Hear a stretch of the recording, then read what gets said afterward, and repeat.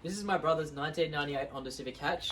It was featured in the manual swap series, and as you can see, it's come a fair way from when it was last on the channel. It's got some exterior mods, and under the bonnet, lots of dress-up modifications like the headers, obviously the valve cover, and the strut brace here.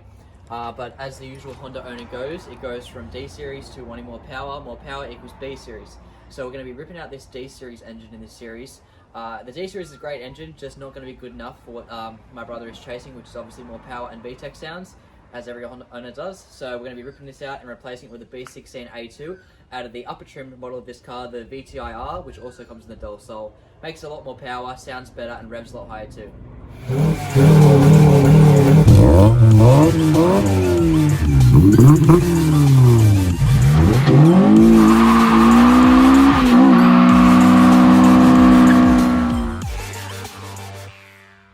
So here we have the partially assembled B16 A2.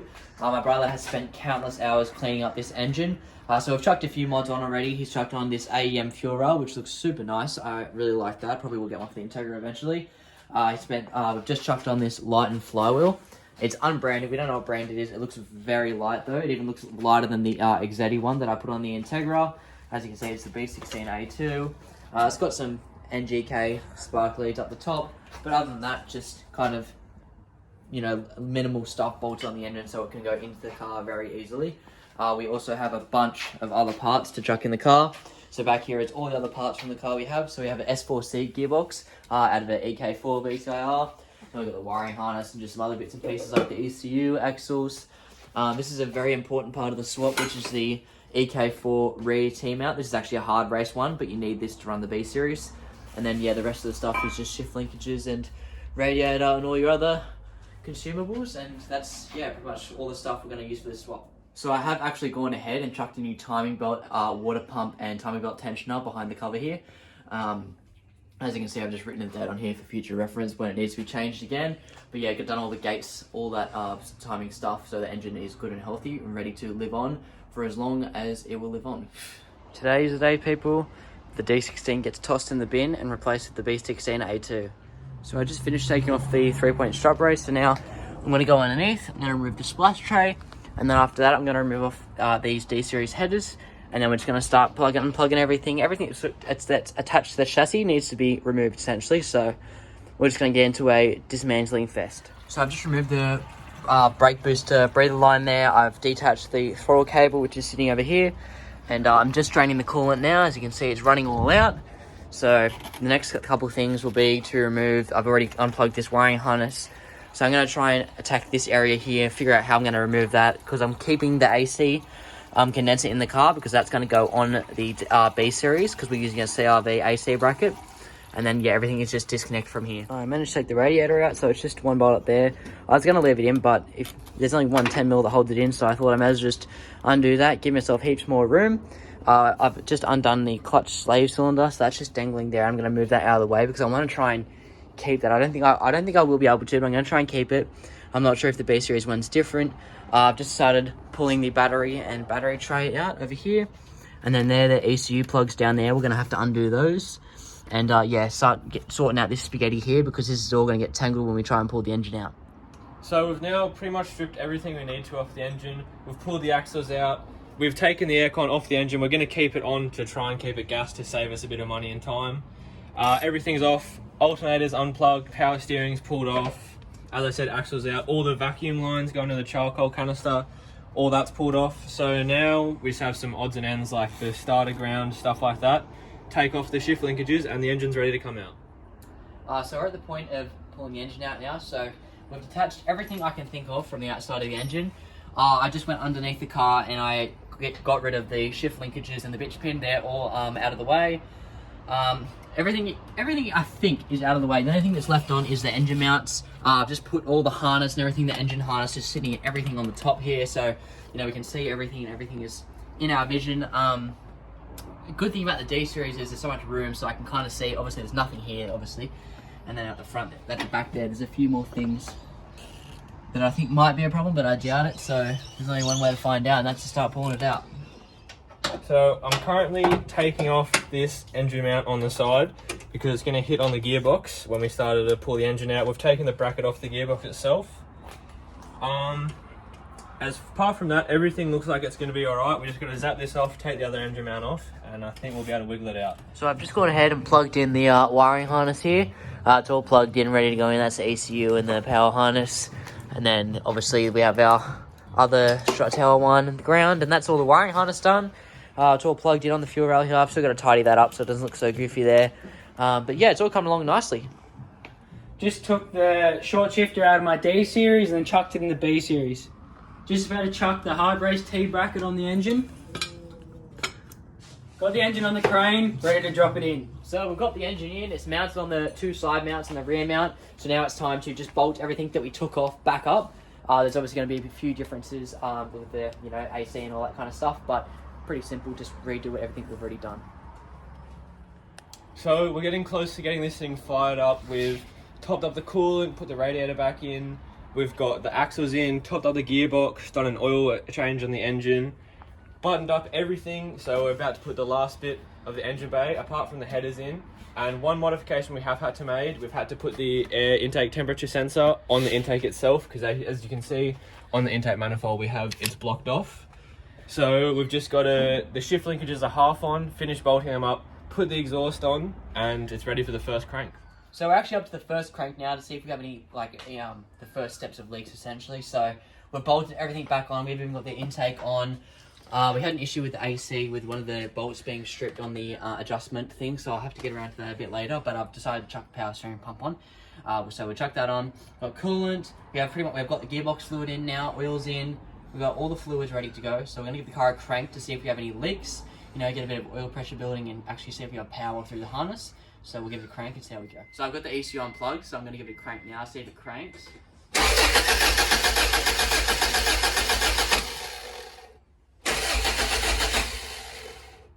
Sounds fun. So the last thing we're putting in before the first start, putting a new set of NGK Iridium spark plugs. We've just put a little breather on here. Everything's ready to go, coolant ready to bleed. We've attached the shifter cables. Everything's ready to go. We'll chuck this on and hopefully it starts. So I'm just going to crank the car again, build a bit more oil pressure, get everything flushing around the system, and then we can plug the ECU in and crank for the first start.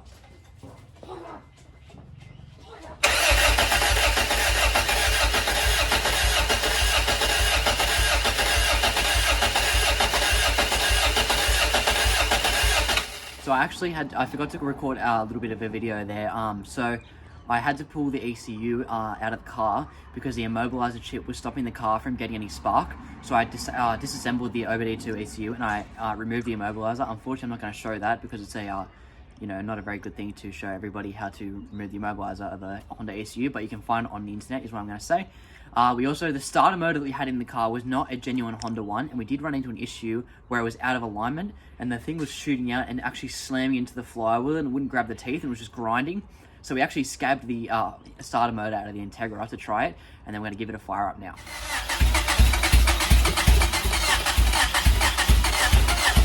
Come on! Oh. Yeah!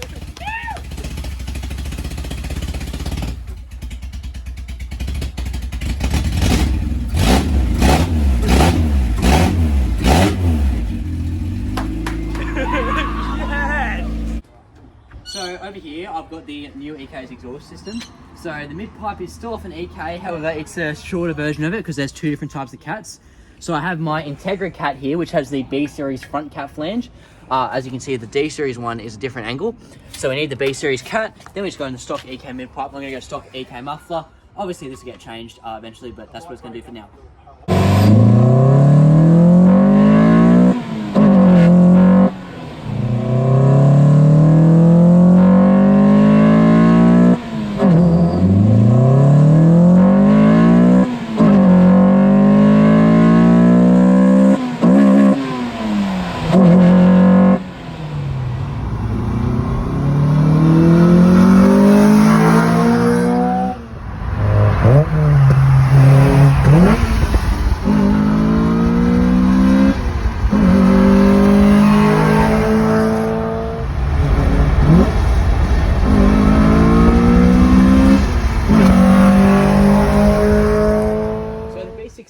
swap is finally all in the engine bay of this EK. As you can see, it's all nice and tidy, all neat. We got some extra mods on the car since we finished the swap, so we end up going with a full engine back exhaust system. So we got some Toda headers up here that goes straight into a 100 cell high flow cat, and then into, you know, your typical exhaust, which is 2.5 inch. We got a resonator in the middle and a muffler at the back. Sounds awesome. It's not too loud, zero rasp, so I really like that because I hate rasp. The engine bay is looking mint. We've had only a few small issues such as oil leaks. The sump plug was leaking after I put the engine in. So we chucked a new sump plug in that and it stopped leaking. And we also just have another small tiny oil leak coming from the cam seal here, which is very, very common Honda stuff. If you have a B series, you've either run into this already or you will run into it. So, you know, typical stuff, we just got to keep servicing, keep it up to date and everything, but it's looking mint. It sounds amazing, as you heard in the video. V10 kicks in strong, pulls all the way to the red line on this car, past the red line.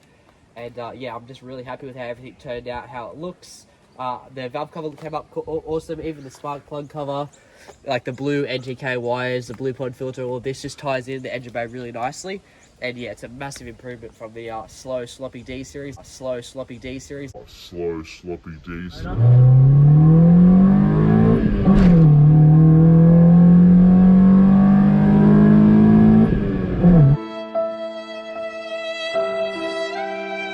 sloppy D series that was in here. The B16 is just a more refined, higher revving, fun engine.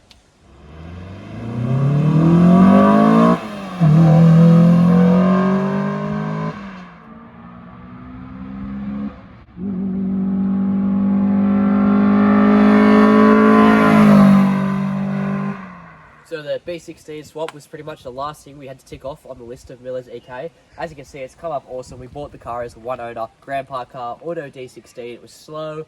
You know, it was very clean when we got it, very clean, but it was slow, and it had that terrible automatic in it. So we swapped the automatic out, as you already saw in another video, which wasn't enough. So B16 swap it was, but as you can see, it's coming up looking awesome. We got some Roto JSBLs on the EK now, which is obviously off the Integra, as you know. And we've got the painted side skirts here. We've got a Type R front lip at the back, and the front, sorry, and then also at the back we also have a Type R rear lip. So it's got the full Type R lip kit. They got painted up and matched to the paint, so that looks awesome. It's got a tow hook back there.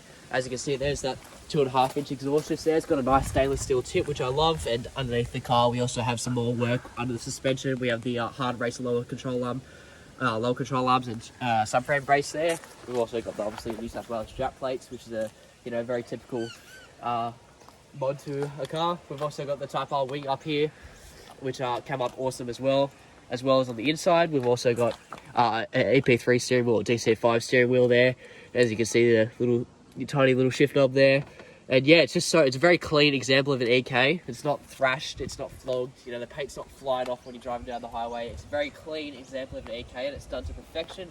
Nothing overdone, nothing too out there. It's simple, it's clean, and it's just how I like it. It's just like, you know, sharp, refined, nothing too much, nothing Honda intended it not to be. So we've pretty much just up-spec'd the EK1 to an EK4, and it looks awesome. Thanks for watching this episode of Valve House, and in the next videos we'll be doing more swaps and stuff like this. Don't forget to, if you have any questions about the swap, I'm always going to be in the comments if you need to ask anything about the swap. It's easy, so just leave your comment down there, I'll get back to you, and yeah, thanks for watching this episode.